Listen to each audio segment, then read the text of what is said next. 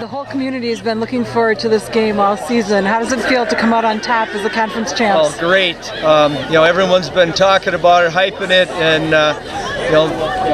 you can't say enough about the backing that we get from our school and community. And they asked earlier about playing here and winning here. Well, even when we're away, it feels like a home game because we have such a great crowd and great following by our fans and parents. So what do you feel were some of the highlights from tonight's game?